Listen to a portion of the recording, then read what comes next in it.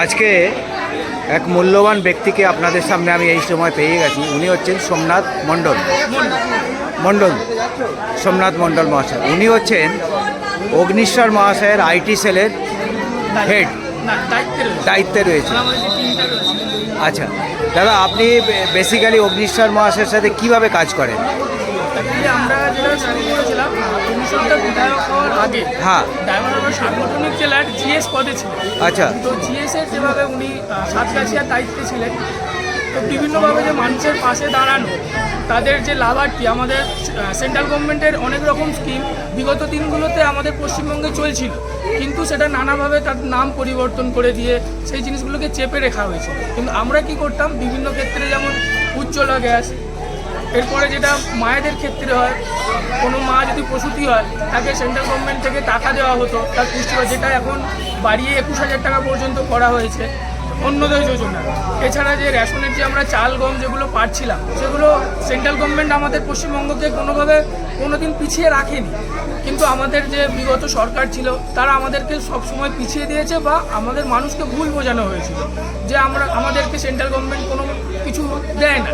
কিন্তু সেটা এখন গিয়ে প্রমাণিত হচ্ছে, যেগুলো বিভিন্ন ধরনের স্কিম, দেখুন আবাস প্লাস থেকে শুরু করে আজকে বলে দেওয়া হয়েছে। আগে যেরকম হয়েছিল কি, রান্নাঘর দেখিয়ে মানুষ ঘর নিত, কিন্তু এখন আমাদের মাননীয় পঞ্চায়েত মন্ত্রী দিলীপ ঘোষ মহাশয় উনি করলেন কি, যে প্রথমে বলেছিলেন যে যারা মাটির দেওয়াল রয়েছে আমরা সেই সব ঘরকে নেব, কিন্তু সেক্ষেত্রে দেখা যাচ্ছে পশ্চিমবঙ্গে অনেক ঘরই রয়েছে যারা টালি বা অ্যাসবেস্টার দিয়ে রয়েছে। তো উনি ঘোষণা করে দিলেন এবং 15 দিনের জায়গায় 1 মাস সার্ভে বাড়িয়ে দিল, যে যেসব মানুষদের টালির চাল বা অ্যাসবেস্টার রয়েছে তাদেরকে যেন তারা পর্যাপ্ত মাথার ছাদটা তাদের ঠিক হয়। কারণ একটা মানুষকে জীবনযাপন করতে গেলে কিছু বেসিক জিনিস আছে, যার মধ্যে তার থাকার অধিকার, খাওয়ার অধিকার, এগুলো দিতে হবে। তো সেই মানুষগুলো যাতে ঠিকমতো নিজেদের মাথার ছাদটা রাখতে পারে, তো সেই কারণের জন্য তিনি কি করলেন, অ্যাসবেস্টার বা টালির চাল যাদের রয়েছে তাদের প্রত্যেককে, এখানে কোনো যেরকম আগে হতো কি দল নির্বিশেষে দেওয়া হতো, যারা সরকারের সঙ্গে থাকতো তাদেরকে বিভিন্ন প্রকল্পের মধ্যে আনা হতো, আর যারা সরকারের সঙ্গে ছিল না বা সেই সরকারের কাজে যারা অখুশি ছিল তাদেরকে প্রতিটা দিক থেকে তাদেরকে প্রতারিত করা হতো, মানে দল দেখে দেওয়া হতো। কিন্তু আজকে এই কাঙ্গনবেড়িয়া অঞ্চলে দাঁড়িয়ে আমরা বুক ঠুকে বলতে পারি যে আমাদের বর্তমান যে সরকার দলমত নির্বিশেষে, হিন্দু মুসলমান নির্বিশেষে, কোনো জাতি ধর্ম ছাড়া প্রতিটা প্রকল্প করেছে। আপনারা দেখতে পাবেন সেন্ট্রাল গভর্নমেন্টের যে কোনো প্রকল্প কোনোটা কিন্তু আলাদাভাবে নেই, যে হিন্দুরা আলাদা পাবে, মুসলিমরা আলাদা পাবে, দলিতরা আলাদা পাবে, উঁচু জাতি ব্রাহ্মণ তারা আলাদা পাবে। যেমন লক্ষ্মী ভাণ্ডার চলছিল এতদিন ধরে, সেখানে দেখবেন আপনারা যারা SC ST OBC ছিল তাদেরকে 1700 টাকা দেওয়া হতো, আর যারা নর্মাল ছিল তাদের 1500 টাকা দেওয়া হতো। কিন্তু সেখানে আমাদের সরকার এসে কী করলো, প্রত্যেক মানুষকে 3000 টাকা করে দিল, এবং তিনি প্রতিশ্রুতি মতো সেটা প্রথম দিন যেদিন থেকে বলেছিল সেদিন থেকেই শুরু করে দিয়েছে। কিন্তু কিছু কিছু জিনিস থাকে, একটা ক্রাইটেরিয়ার মধ্যে চলে আসছে, এতদিন তারা পুরুষদের পর্যন্ত লক্ষ্মী ভাণ্ডার দিত, সেইগুলো ওভারকাম করতে একটু টাইম লাগছে। আমরা সেই জন্য সাধারণ মানুষের কাছে ক্ষমা প্রার্থীও, এবং আমরা কাঙ্গনবেড়িয়া অঞ্চলে প্রতিটা মানুষের কীভাবে তাদের অন্নপূর্ণা যোজনার প্রাপ্য টাকাটা পায় সেগুলোকে আমরা ব্যবস্থা করছি। তাদেরকে হ্যারাস হচ্ছে না, বারবার কোনো লাইনে ছুটতে হচ্ছে না। আমরা প্রতিটা বাড়িতে গিয়ে, সে TMC করেছে, BJP করেছে, CPM করেছে বা কংগ্রেস করেছে, তাদের প্রত্যেককে, যেমন প্রধানমন্ত্রীর আদেশ ছিল সবকা সাথ সবকা বিকাশ, আমরা সেই মতো করে সবার সাথে থাকার চেষ্টা করছি। আর ভুল ত্রুটি থাকে, আমরা এখনও বলছি, একটা 15 বছর, তার আগে 34 বছর মানুষ যেভাবে কষ্ট পেয়ে এসছে, মানুষ চাইছে যে আমরা এই নতুন সরকারের কাছে মাস তিনেকের মধ্যে সেই সব কষ্টকে লাঘব করবে, কিন্তু সেটা করতে একটু টাইম লাগছে। মানে 50 বছরের সিস্টেমটাকে বদলাতে সময় লাগবে।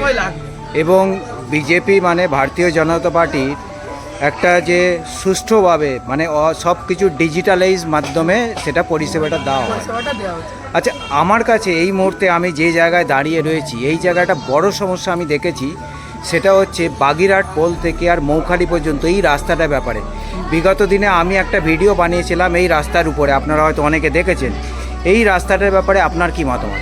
এই রাস্তাটা বিগত দিনে আমরাও নানাভাবে, আগের যিনি আমাদের MLA সাহেব ছিলেন মোহন নস্কর মহাশয়, বা আমাদের যিনি দাঁড়িয়েছেন সভাধিপতি ছিলেন, ঠিক আছে, ওনাদের সবার সাথে আমাদের কথা হয়েছিল, কিন্তু এই রাস্তার কোনোদিন কোনো সমাধান তারা দেয়নি। যখনই রাস্তা ঠিক করা হতো, হার্ডলি 10 থেকে 15 দিন বা 1 মাসের মধ্যে রাস্তার অবস্থা আবার খারাপ। তার কারণ হচ্ছে আমাদের এই অঞ্চলে বেশিরভাগ মুড়ির বিজনেস, তো তাদের ক্ষেত্রে কি বড় বড় গাড়ি করে চাল আসছে, এই রাস্তা যদি ঠিক মতো না হয় রাস্তা কোনোদিনই ঠিক থাকবে না। তো সেই কারণে ভোটের আগে এই জায়গায় দাঁড়িয়ে আমাদের মাননীয় বিধায়ক মহাশয় অগ্নিশ্বর নস্কর কথা দিয়ে গেছিলেন যে এই রাস্তাকে আমরা ঠিক করব।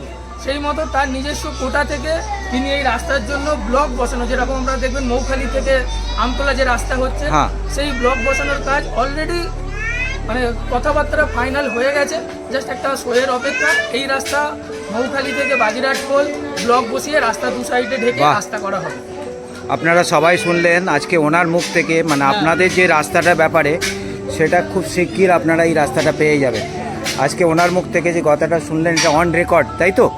এবং উনি বললেন এখানে অগ্নিশ্বর মহাশয় এই রাস্তার ব্যাপারে, এই প্রকল্পের ব্যাপারে দেখেছেন এবং আগামী হয়তো বর্ষাটা যাওয়ার পরেই এখানে রাস্তাটা আপনারা পাবেন। এই রাস্তাটা পেয়ে গেলে দেখবেন আপনাদের এই এলাকায় বেসিক্যালি কী আছে, আমি যেটা দেখেছি এই রাস্তাটা একটা অত্যন্ত মূল্যবান রাস্তা, কারণ আমতলা বিরাট একটা যানজট হয়ে যায়। যারা এই বাঁকড়া কিংবা বিদ্যানগরের এই চত্বরে থাকে তারা এই রাস্তাটা দিয়ে কলকাতায় ইজি পৌঁছে যায়, তাই তো? এই রাস্তাটা অনেক মূল্যবান রাস্তা। আপনাকে অনেক অনেক ধন্যবাদ আপনার এই মূল্যবান সময় এবং মূল্যবান বক্তব্য এখানে রাখার জন্য। Thank you so much sir, thank you so much. অসংখ্য ধন্যবাদ আমাদের সাথে এইভাবে থাকার জন্য। আগামী দিনে চেষ্টা করব আমি আপনার সাথে থাকার, যদি আপনি আমাকে আপনার বিভিন্নভাবে প্রশাসনিক দিক থেকে আমরা বুথে বুথে যে সমস্যাটা অনেক ক্ষেত্রে হয়ে থাকে, যে কিছু কিছু ক্ষেত্রে পুরুষরা কোনো সমস্যা সমাধান করতে একটু অক্ষম থাকে মানে বাড়ির ভেতরে, সেই কারণে প্রশাসনের সাথে মিলে আমরা একটা দুর্গা বাহিনী আমরা তৈরি করছি, যেটা প্রতিটা বুথ থেকে 10 জন করে মহিলা রাখা হবে। দিয়ে সেই 10 জন মহিলা এলাকার যে সমস্যাগুলো রয়েছে, আগে সেই 10 জন মহিলা থানায় যাওয়ার আগে, কেন থানাটা অনেক কিছু প্রবলেমের সৃষ্টি করে, মানুষ যেতে চায় না, ভয় পায়। তো সেই ভয়টাকে লাঘব করার জন্য আমরা একটা মহিলা আর নারী শক্তিকে, যেটা আমাদের মেন ছিল নারী শক্তিকে আগিয়ে আনা, সেই কারণে আমরা দুর্গা বাহিনীর একটা তৈরি করতে চলেছি খুব তাড়াতাড়ি। প্রতি বুথ ভিত্তিক নারীরা যাতে এগিয়ে আসে সমস্ত কাজে, কারণ তাদেরও সমান অধিকার আছে যেটা আমরা মনে করি।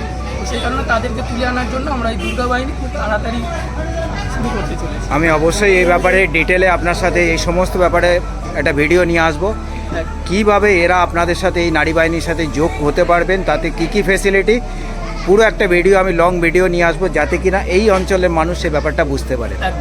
Thank you so much sir, thank you.